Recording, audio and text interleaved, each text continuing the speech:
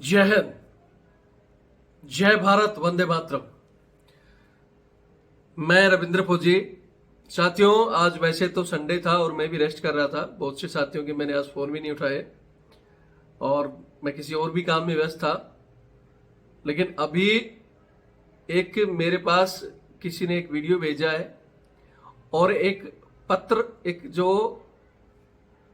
महिला पुलिसकर्मियों का है, जिसमें 7 महिला पुलिसकर्मियों ने साइन किए हैं और उनकी एक हेडलाइन उन्होंने लिखी है कि भाई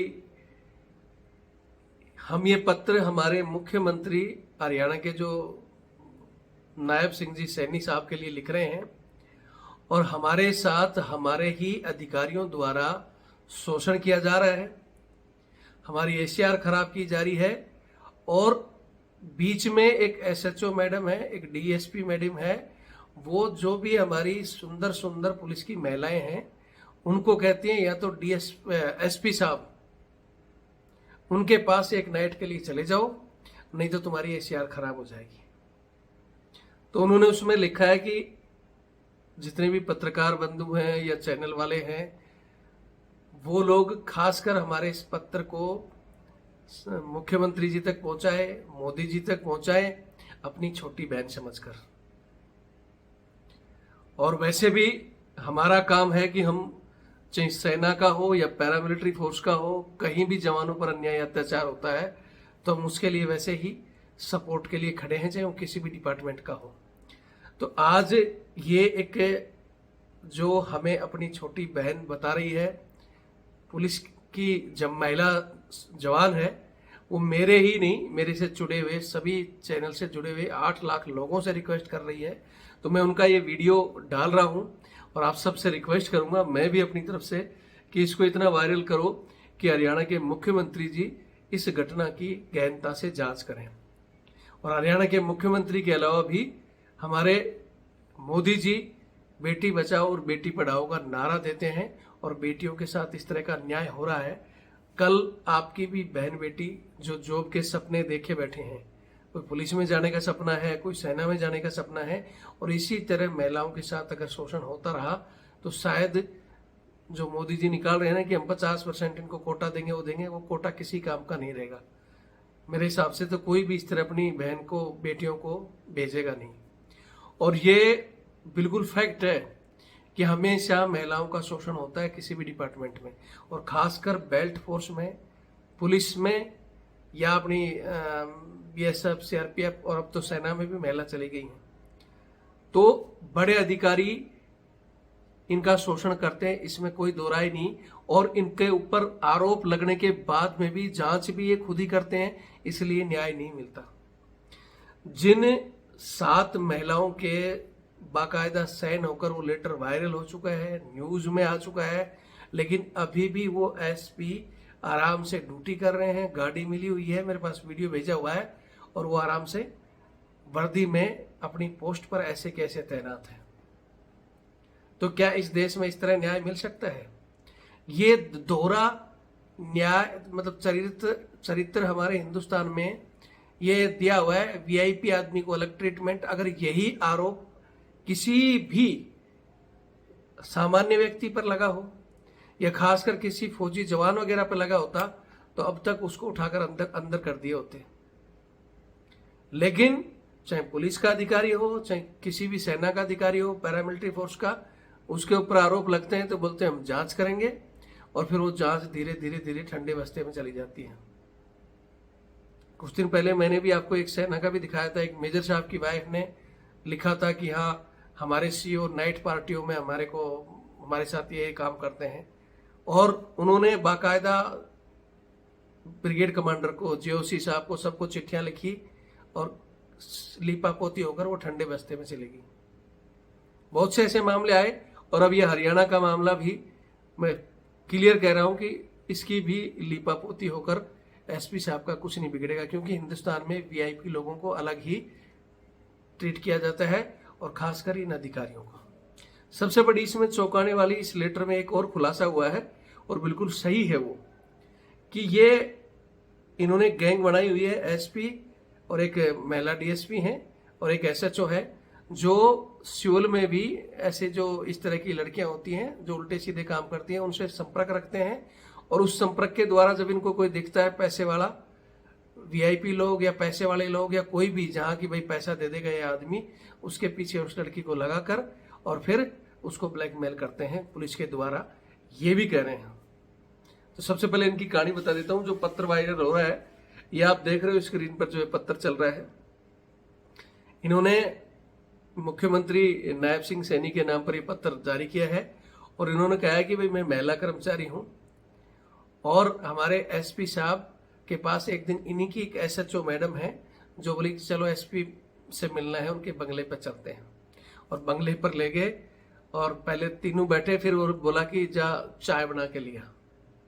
अब सबसे पहली बात तो यह है कि जब वो एसपी के बंगले पर गई हैं चाय बनाने के लिए, क्या वही लेडीज कांस्टेबल मिल रही है उनको?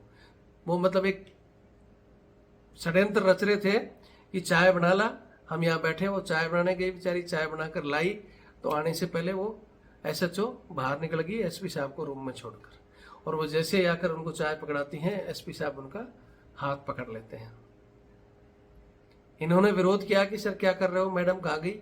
बोले मैडम को मैंने छोड़ दो, उसको सब पता है, बैठ यहाँ। चाय तो एक बहाना था, लेकिन वो उनका हाथ छुड़ाकर बाहर आ जाती हैं। बाहर आकर मैडम को बताती हैं ऐसे ऐसे। वो मैडम वहाँ बाहर आराम से बैठी थी, मैडम को तो लगा कि राजी राजी मान जाएगी। बाहर आकर मैडम को बताया कि ऐसे ऐसे मैडम मेरे साथ तो ये हुआ है। तो एसएचओ उनका सपोर्ट लेने की बजाय उनको कह रही है कि कोऑपरेट करोगे तो प्रमोशन भी होगा, और बहुत सी चीजें होती हैं पुलिस में, उसका पैसा भी मिलेगा।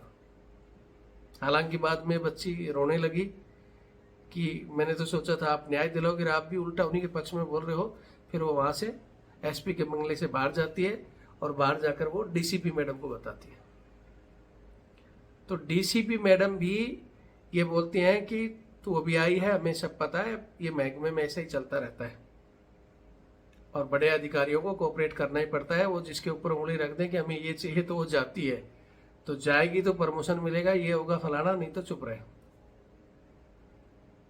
जब ये देखा इन्होंने कि भाई ये तो पूरा सिस्टम ही ऐसा हो रखा है, तब इस महिला ने जाकर साइड में ये लेटर लिखा है। उसके बाद और भी महकमे में इन्होंने जो अपनी लेवल पर जांच की है, तो लगभग 7 महिलाओं ने बताया कि हाँ हमारे साथ इस तरह का हुआ है।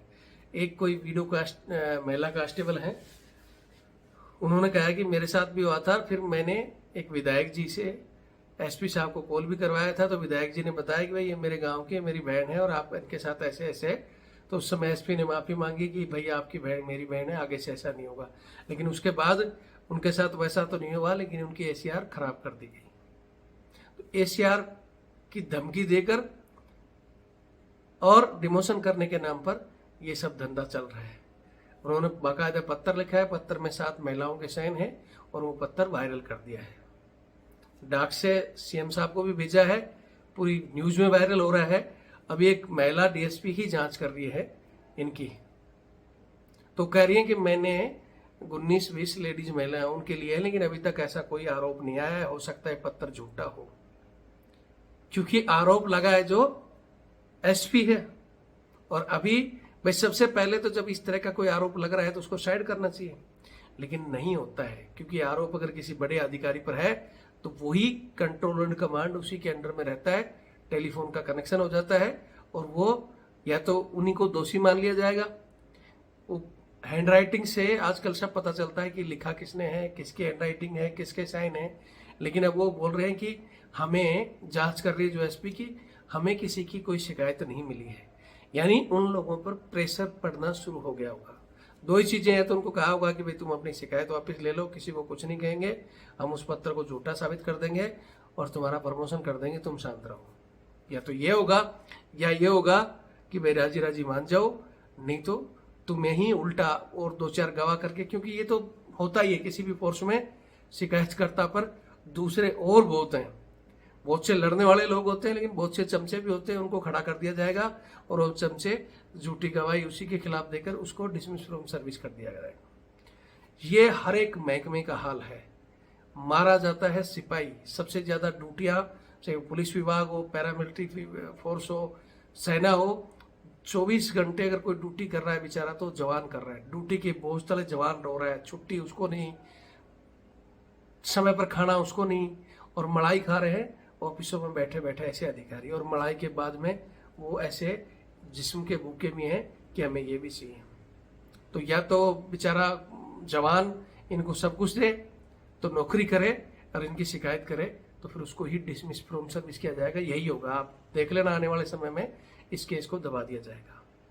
तो जो हमारे जवान भाई है, कम से कम उनसे रिक्वेस्ट करेंगे कि आप लोग इस चीज़ को हाईलाइट करो, और कम से कम ऐसे मामलों में मैं हमेशा कहता हूं कि मुझे पता है, बोले भाई पानी में रह के मगरमच्छ से बैर कौन करेगा, सबको अपने बच्चे पालने हैं, ठीक है, तो कोई गवाही देने तो नहीं आएगा इनके पक्ष में, तो कम से कम इनके विपक्ष में कोई नहीं खड़ा हो, चाहे अपने रैंक के लालच में, चाहे पैसे के लालच में, चाहे प्रमोशन के लालच में।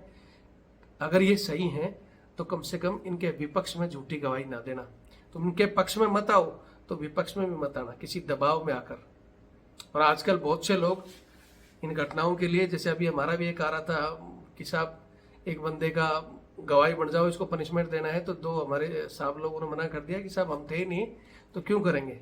लेकिन फिर वही बात है कि ढूंढ लिया जाता है जो चमचे शुरू से ही कच्छा पॉलिश करके, बूट पॉलिश करके बने हैं, तो उनको बोलेंगे आ जाओ, आप आ जाओ, आपकी तो ऑनरी भी आएगी, बस वो मार देते हैं सैल्यूट से, आप लिखवा लो जो भी लिखना है, पता ही नहीं कि इसमें साइन कर रहे हैं। हर डिपार्टमेंट में जवान का यही हाल है। तो फिर कहता हूँ, आप कुछ नहीं कर सकते, वीडियो को शेयर करो, और ये चैनल आप लोगों के लिए ही है, खासकर हमने जवान की लड़ाई के लिए ये चैनल बनाया है, और वो चाहे किसी भी डिपार्टमेंट का जवान हो। और भी हमारी बहुत सी चीजें हैं जिनके हम लड़ते रहते हैं, लेकिन बात जहाँ जवानों की रिस्पेक्ट की है, ये वर्दी में आपकी छोटी बहन समझो या आपका साथी जवान समझो, ये वीडियो रुकना नहीं चाहिए। मैं इसी आशा के साथ आगे कोई भी अपडेट आएगी आपको देता रहूँगा। फिर कहूँगा चैनल से जुड़े, वीडियो को शेयर जरूर करें। जय हिंद, जय भारत, वंदे मातरम।